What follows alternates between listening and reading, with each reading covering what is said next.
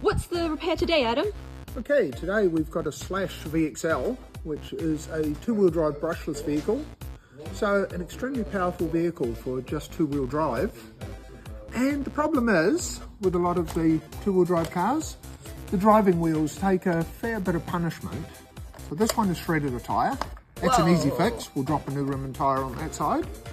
This one, the wheel is loose and wobbly because he's lost the original wheel nut, which is a nylock locking nut. Ooh, just notice this. When I'm trying to undo the nut, the drive shaft is spinning inside. So we have a bigger problem than just a loose wheel nut. It's chewed the hex out of the inside of the wheel, I see, yeah. where the wheel has been running loose. It's also taken all the corners off the little hex plate driver there. So these kind of nuts, not good for holding your wheels on. They start to shake loose, the wheel starts to move, it slips on the drive, and your little hexagonal plate ends up looking like this with the corners off. So we'll replace it with one of these nice heavy duty metal ones, which as you can see is a lot more hexagon, not so round.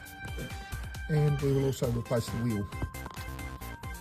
Nice. And the wheel nuts while with it. Yeah. Shall we get started? Yep, so we'll put this this metal drive plate on there. And we'll put a brand new wheel and tyre with a nice intact hex on it.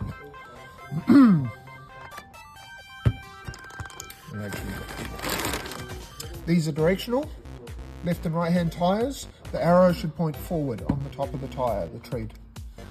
So we'll put that on there. That's nice and tight, drives the shaft nicely. And we will put on a proper Traxxas nylock flange nut. Because these things don't shake loose on tyres as easily as the standard steel nut. That up just enough.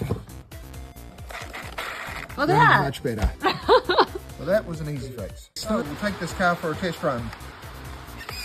Steering's working, motor's working. Let's take it for a quick drive. This is the best part.